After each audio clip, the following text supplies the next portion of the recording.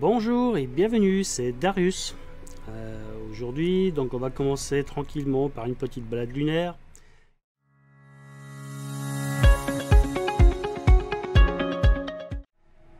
Alors là, on est dans une zone assez intéressante où on voit cette espèce de griffure. Alors, je vais mettre un peu de gain. Donc la lune elle est assez basse sur l'horizon. Donc là, on voit que le seeing, c'est pas tout à fait ça. Mais c'est normal puisque donc elle est très basse à l'horizon et du coup plus elle est basse plus ça se dégrade.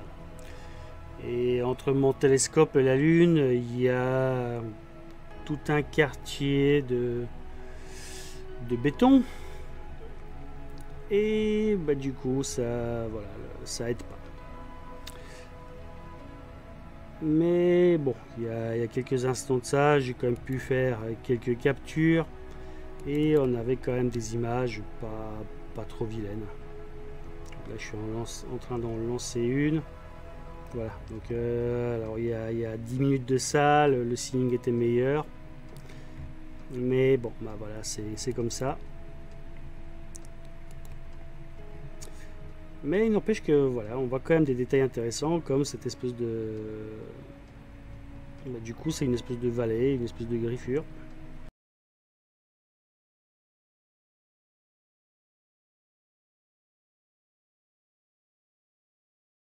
Et du coup, comme d'habitude, on va se balader sur le Terminator. Donc la zone qui est entre l'obscurité et la partie éclairée. Donc là on est dans la mer de tranquillité si je dis pas de bêtises. Ah bah si je dis des bêtises. Parce que donc là on est au bord, donc là on est dans la mer de Sérénité.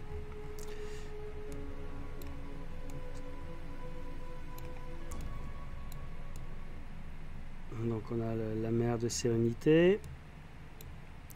Juste à côté, on a ici la mer de la Tranquillité. Alors j'essaie de centrer. Donc voilà, cette région là, c'est la mer de la Tranquillité. Hop. Voilà, donc là on la voit un peu mieux. Comme c'est une zone qui est beaucoup plus éclairée. Voilà, et si on va un petit peu vers le sud, voilà, dans cette zone là,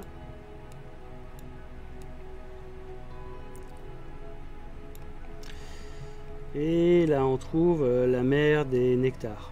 Donc la caméra par rapport à la lune, elle est pivotée de 90 degrés.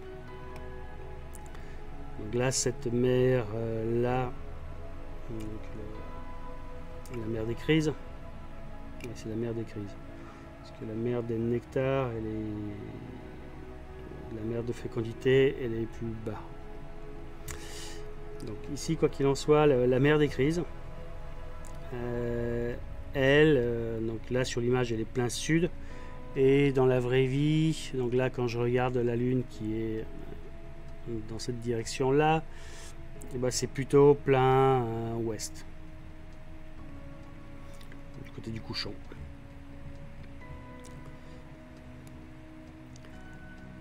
Le passage, donc là on voit un petit point noir, donc ça doit être une petite poussière sur le capteur. Et quand je bouge voilà, ici on voit une espèce de petite tache. Et normalement il y a une autre ici, donc quand je bouge on voit bien qu'il y a une partie qui ne bouge pas. Voilà, ici on voit une espèce de donuts. Donc c'est une poussière qui est sur le filtre IR Cut. Enfin UV IR Cut. Donc c'est un filtre qui coupe les infrarouges et les ultraviolets.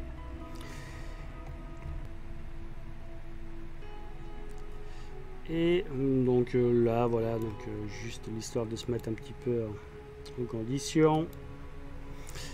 Il y a voilà, donc une petite balade lunaire pour commencer. Bon, aujourd'hui le soleil a vraiment cogné. Donc on voit quand même que c'est quand même assez... il y a quand même pas mal de turbulences. mais vu les conditions atmosphériques, c'est quand même pas si mal.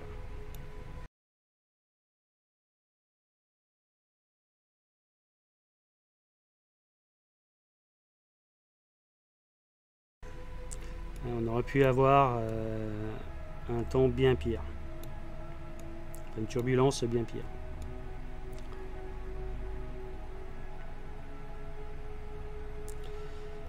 Et donc là, je me dirige vers à peu près le centre de la Lune. Au passage, hier, on pouvait très bien observer Theophilus, Cyrillus et Katrina, donc les 3 cratères qui sont là. Alors, je vais juste modifier un peu l'éclairage. Voilà, là on les voit mieux.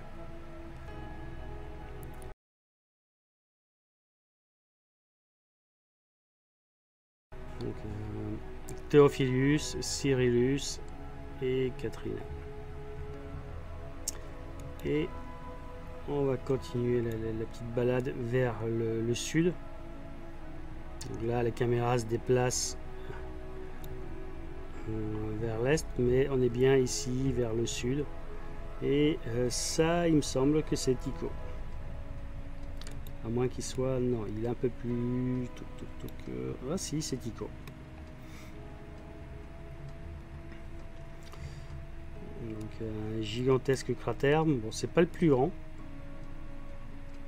Hein, puisque quand on regarde celui-là, il est voilà, en termes de diamètre, il est nettement plus massif que celui-là.